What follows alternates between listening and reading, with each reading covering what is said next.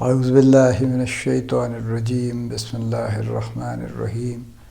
Life view اسرار قریشی کی ایک اور نشست کے ساتھ میں حاضر ہوں۔ اللہ پاک مجھے اچھی بات کہتے رہنے کی توفیق عطا فرمائے اور میری اچھی بات آپ تک اچھے طریقے سے پہنچ جائے، آمین۔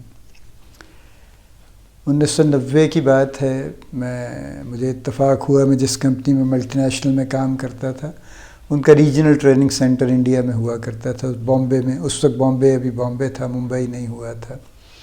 تو وہ ہر سال وہاں پہ ایک ہفتے کا ٹریننگ کورس کرتے تھے جس میں ریجن سے، جس میں پاکستان، انڈیا، بنگلہ دیش اور بس یہی تھا، نیپال اور کوئی ایک آدھ اگر کوئی بھوٹان یا مالدیپ سے کوئی ڈیلیگیٹ آنا چاہتا تھا تو ان ملکوں سے لوگ آتے تھے۔ سب سے بڑا کنٹنجنٹ آبویسلی انڈیا کا اپنا ہوتا تھا، پاکستان سے کوئی 7-8 لوگ ہر سال جاتے تھے، اور اسی طرح سے بنگلہ دیش سے کوئی، جس سال میں گیا صرف 2 لوگ آئے تھے بنگلہ دیش سے۔ سری لنکا بھی، سری لنکا بھی ریجن میں آتا تھا، سری لنکا سے ایک صاحب آئے تھے اس سال۔ بہرحال وہ ایک سال میرا بھی نامینیشن آ گیا کہ جی آپ اس سال جائیں گے وہاں پہ۔ بڑی رفتار میں مجھے ویزا مل گیا، حیران کن طریقے سے۔ ایک دن میں 4 گھنٹے میں مجھے ویزا ایشو ہو گیا انڈین ایمبیسی سے، اور نان رپورٹنگ ویزا تھا۔ اور میں صبح مجھے انہوں نے کہا، اور میں نے بیک ڈور سے جا کے پاسپورٹ جمع کروایا، اور دوپہر میں انہوں نے کہا آپ آ کے لے لیجئے۔ وہ اس کے پیچھے جو بھی، چونکہ ملٹی نیشنل کمپنی تھی ان کے تعلقات تھے وہاں بھی یہاں بھی، بیسک تو بات یہ تھی۔ تو جب میں وہ پاسپورٹ لے کے باہر نکلا تو چند سادہ کپڑوں والوں نے مجھے روک لیا۔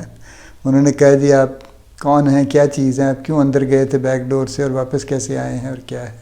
خیر میں انہوں نے بتایا، پاسپورٹ دکھایا، اپنا وزٹنگ کارڈ بتایا کہ جی یہ ہے، اس طرح سے ہمارا یہ معاملہ ہے، تو میں ٹریننگ کے لیے جاؤں گا اس لیے یہ ویزا ایشو۔ خیر انہوں نے مجھے کوئی خاص، انہوں نے مجھ سے تعرض نہیں کیا، انہوں نے مجھے جانے دیا۔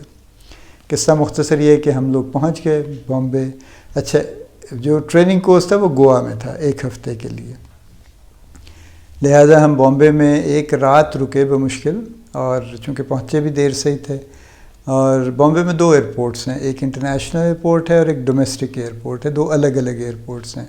جو انٹرنیشنل ایئرپورٹ ہے وہ اس وقت اس کا نام سہر انٹرنیشنل ایئرپورٹ تھا، اور جو ڈومیسٹک ایئرپورٹ ہے اس کا نام سانتا کروز تھا۔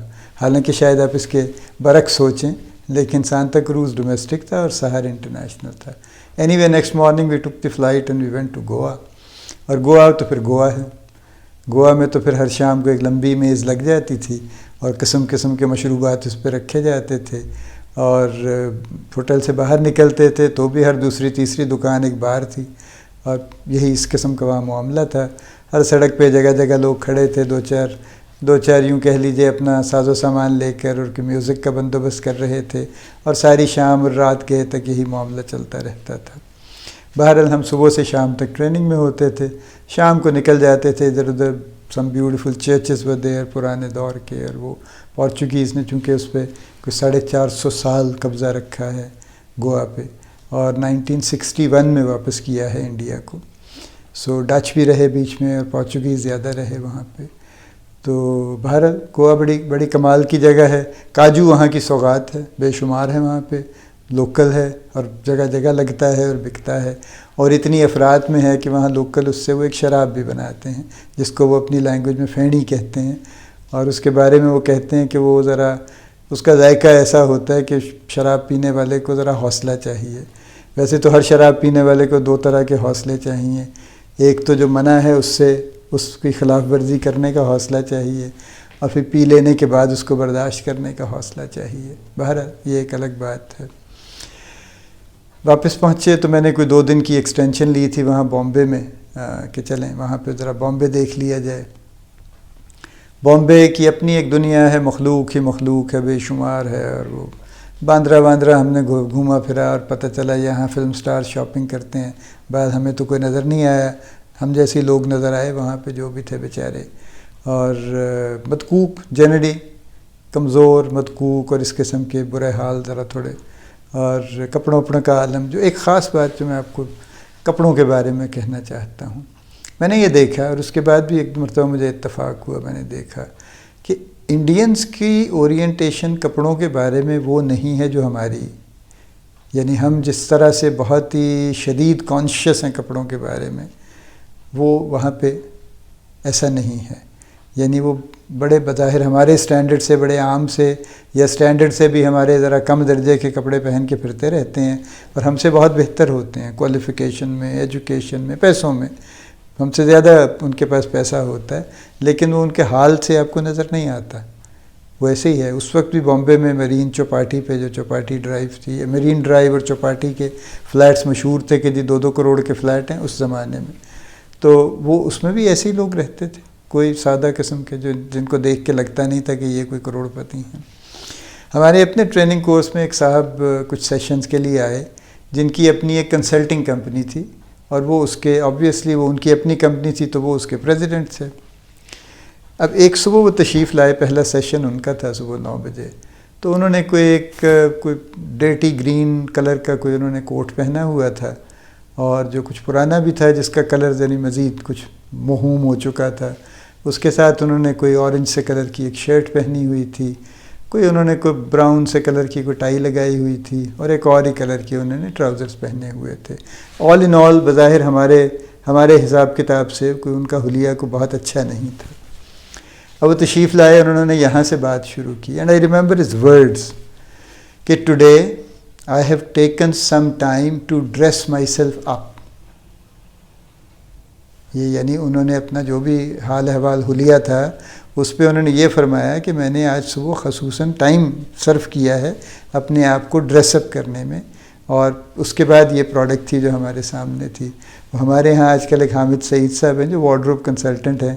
وہ آئی بلیو کہ اگر وہ ان کو دیکھ لیں اس حال میں تو وہ تو ویسے ہی بیچارے کہیں میرا خیال میں اپنا کام ہی بند کر دیں. وہ تو کہ اگر یہ ڈریس اپ کرنا ہے تو پھر میں کہاں پہ ہوں. پھر بہرحال اللہ تعالیٰ ان کو صحت دے، تندرستی دے. میں تو نہیں جانتا، حامد سعید صاحب کو پڑھتا رہتا ہوں، دیکھتا رہتا ہوں ان کے بارے میں.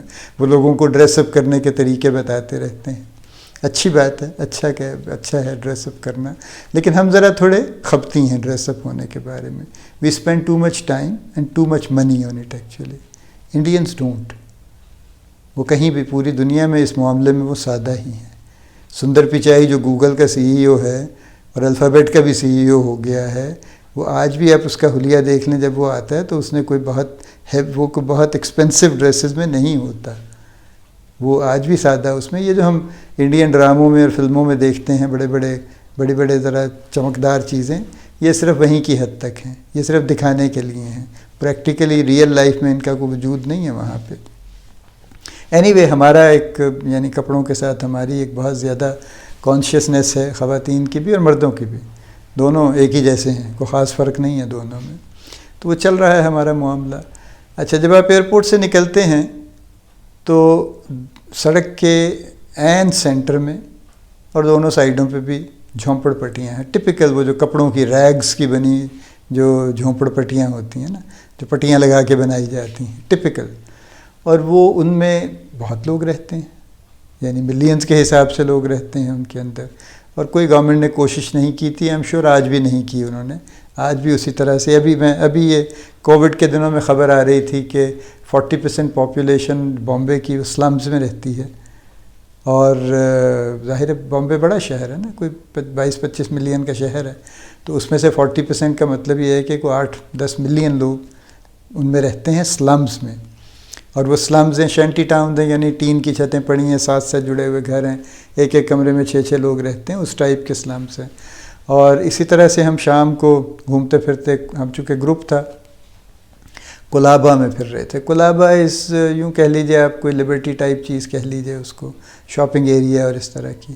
10 بجے دکانیں بند. ہم نے وہاں دہلی مسلم ہوٹل مشہور زمانہ، اس سے ہم نے کھانا وانا کھایا. وہاں سے نکل کے ذرا ہم واک کر رہے تھے تو 10 بج گئے. 10 بجے دکانیں بند ہونے کا ٹائم تھا.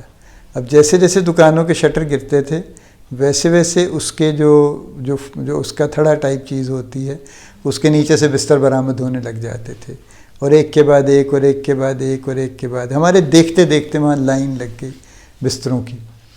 1 ملین یعنی 10 لاکھ لوگ تھے اس وقت جو انڈیا میں فٹ پاتھ پر ہی پیدا ہوتے تھے، وہیں بڑے ہوتے تھے، وہیں ان کی شادیاں غمیاں ہوتی تھیں، وہیں فوت ہو جاتے تھے. یعنی ان کا ساری عمر کبھی کوئی ٹھکانہ نہیں ہوتا تھا، وہی فٹ پاتھ ان کا ٹھکانہ ہوتا تھا۔ ابھی بھی آج کی جو ابھی یہ 2-1 دن پہلے کی جو خبر تھی کووڈ ریلیٹڈ بھی، ابھی بھی وہی صورتحال ہے وہاں پہ۔ لیکن ادروائز ہماری انڈیا سے جو بھی مخالفتیں ہیں اپنی جگہ پہ ہیں، لیکن بہرحال انہوں نے بہت سی چیزوں میں بڑی ترقی کر لی۔ یہ غربت تو ان کی کم نہیں ہوئی، کیونکہ یہ غربت تو کسی وقت میں جا کے کم ہوگی جب وہ سارا بینیفٹ جو ایز اے کنٹری وہ حاصل کریں گے اس کو کہیں لوگوں تک پہنچائیں گے۔ لیکن ظاہر ہے وہ بھی ہم جیسے ہی ہیں، وہاں بھی چند لوگوں تک وہ بینیفٹ رہ جائے گا، اوپر سے کچھ لوگ کھا پی لیں گے، عام لوگوں تک شاید اس کا مڈل کلاس نے وہاں گرو کیا ہے۔ میں نے ٹریول کرتے ہوئے بہت لوگ مجھے ملے ہیں جنہوں نے یہ کہا ہے کہ جی اب ہم باہر نہیں جا کے جاب کرنا چاہتے، یا اب ہم واپس جانا چاہتے ہیں یا واپس جا رہے ہیں، اس لیے کہ جتنے پیسے ہم باہر لے رہے تھے اس سے اچھے پیسے ہمیں انڈیا میں مل جاتے ہیں، جابس بھی ہیں، پیسے بھی ہیں، تو ہم کیوں باہر جا کے جابس کریں۔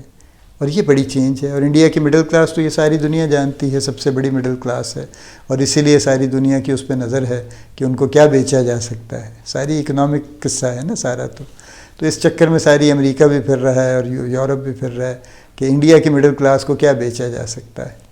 لیکن اصل بات یہ ہے، دیکھیے کہ انہوں نے بہرحال بہت سے فیلڈز میں ترقی کی ہے۔ ایجوکیشن میں وہ ہم سے بہت آگے چلے گئے ہیں، R&D میں ہم سے بہت آگے چلے گئے ہیں، اور بیسکلی تو ایجوکیشن میں ہم سے آگے گئے ہیں اصل میں تو، اور اس کی وجہ سے وہ بہت چیزوں میں آگے چلے گئے ہیں۔ دنیا بھر میں جتنی بڑی کارپوریشنز ہیں ان پہ اس وقت انڈینز ہیں۔ ہارورڈ کا ڈین انڈین ہے، سندر پچائی گوگل کا انڈین ہے، مائکروسافٹ والا بھی انڈین ہی تھا پچھلے دنوں میں جو اس کو ہیڈ کر رہا تھا۔ بہت کی جگہوں پہ انڈینز پہنچے ہیں اور اپنی محنت سے پہنچے ہیں، یعنی یہ کوئی سیاسی پوسٹنگز نہیں ہیں، یہ کاروبار ہے، اور کاروبار میں کوئی سیاست نہیں کرتا۔ اتنا بڑا کاروبار جہاں بلینز آف ڈالرز انوالوڈ ہوں، وہاں نو بڈی از انٹرسٹڈ ان سیاست، وہاں پہ پیورلی میرٹ کے اوپر فیصلہ ہوتا ہے۔ میرٹ پہ انہوں نے کوالیفائی کیا اور وہ پہنچے ہیں وہاں پہ۔ ہم کہیں الجھ گئے ہیں، یعنی ہماری ایجوکیشن تو کہیں پہنچی نہیں، چونکہ ہمارے جو ایجوکیشن دینے والے ہیں وہ انفارچونیٹلی کہیں وہ الجھ گئے ہیں راستے میں، وہ کسی اور معاملے پہ چلے گئے ہیں۔ وہ سب پوری دنیا، چونکہ ہماری پوری قوم جو ہے وہ پیسہ بنانے کی ایک نہ ختم ہونے والی دوڑ میں مبتلا ہو چکی ہے انفارچونیٹلی، لہذا ہم سارے مقاصد بھول گئے۔ یعنی تعلیم دینے والے تعلیم دینے کو چھوڑ بیٹھے ہیں، دین دینے والے دین دینے کو چھوڑ بیٹھے ہیں، بھلائی دینے والے بھلائی دینے کو چھوڑ بیٹھے ہیں، خیرات دینے والے خیرات دینے کو چھوڑ بیٹھے ہیں۔ آپ کوئی بھی سیگمنٹ اٹھا لیجئے، کوئی بھی، علاج کرنے والے علاج کرنے کو چھوڑ بیٹھے ہیں۔ سب کی پرائم پریورٹی اس وقت پیسہ ہے کہ پیسہ کیسے آئے گا۔ جو سروس انہوں نے دینی ہے، جو ذمہ داری ان کی ہے، جو معاشرے نے، جو ان کی جاب نے، جو ان کے کام نے ان کو ذمہ داری دی ہے، وہ سیکنڈری ہے، پیسہ بنانے کا عمل اس سے پہلے ہے۔ اور یہ ظاہر ہے بڑی بدقسمتی کی بات ہے۔ ہمارے سیاستدانوں کا بھی یہی حال ہے، ہمارے لا میکرز کا بھی یہی حال ہے، ہمارے افسران کا بھی یہی حال ہے کہ انتظام تو بعد میں ہوگا، پہلے پیسے بنانے کا بندوبست کچھ کر لیا جائے۔ اسی طرح ہمارے ریگولیٹرز ہیں ہر طرح کے، ہر معاملے میں، چاہے وہ بینکس ہیں، چاہے وہ بینکنگ کی ریگولیشنز ہیں، چاہے وہ صحت کے ریگولیٹرز ہیں، چاہے وہ کسی بھی ڈپارٹمنٹ کے ریگولیٹرز ہیں، کسی بھی شعبے کے، سب جگہ پہ پہلی پریورٹی وہ چل رہی ہے۔ سو اس سے ترقی نہیں ہو سکتی۔ یہ سب باتیں چلتی رہتی ہیں، میں اکیلا نہیں ہوں جو یہ بات کہہ رہا ہوں، لیکن بہرحال یہ دل دکھانے والی بات ہے، اور جب بھی یہ بات ہوتی ہے بہت دکھی دل کے ساتھ ہوتی ہے کہ ہم کہاں تھے اور کہاں ہیں۔ میں جب انڈیا گیا تھا اس وقت انڈینز پاکستانی دور سے پہچانے جاتے تھے، ہمارے چہروں پہ بشاشت اور تازگی ہوتی تھی۔ میں خود مجھ جیسا ایک کمزور آدمی، میں جب آیا گوا سے واپس تو میں اکیلا آیا تھا، باقی لوگ بعد میں آئے کچھ دیر بعد۔ تو مجھے شدید بھوک لگی تھی، کوئی 3-4 بجے تھے، میں نے ہوٹل میں سامان پھینکا، میں نے پوچھا یار یہاں کوئی مسلم ہوٹل کوئی، انہوں نے بتایا یوں چلے جائیں۔ خیر میں چلا گیا وہاں پہ، ڈھونڈ ڈھانڈ کے وہاں جا کے میں نے 2 ڈشیں آرڈر کی۔ آئی واز سو ہنگری کہ میں نے 2 ڈشیں آرڈر کی وداؤٹ نوئنگ کہ کتنا آئے گا اس میں۔ بہرحال وہ میں نے کر دی آرڈر، اور میری شکل دیکھیں کہ یہ کون ہے بندہ جو 2 ڈشیں کھائے گا یہ، اور جو یعنی اتنے پیسے بھی خرچ کرے گا اور کھا بھی لے گا جو۔ اور وہ 2 ڈشیں ہیں، ان میں چھوٹی چھوٹی سرونگ تھیں، تو مجھ جیسے آدمی نے وہ 2 ڈشیں کھا لیں ایکچولی۔ تو یہ ہمارا کمپیریزن تھا ہر لحاظ سے، یعنی ہمارے اب ہم کہیں پیچھے چلے گئے ہیں اور کافی پیچھے چلے گئے ہیں۔ اللہ تعالیٰ ہمارے حال پہ رحم فرمائے، لیکن وہ اسی وقت رحم فرمائے گا جب ہم خود رحم فرمائیں گے۔ جب تک ہم خود اپنی حالت بدلنے کی کوشش نہیں کریں گے، کہیں اور سے ہماری حالت نہیں بدلی جائے گی۔ جو مرضی ہم جتنے چاہے ہم وظیفے کر لیں، جتنی چاہے ہم دعائیں کر لیں، یہ اللہ کا اصول ہے کہ جو قوم جب تک خود اپنی حالت بدلنے کی کوشش نہیں کرتی، وہ اس کی حالت کو نہیں بدلتا۔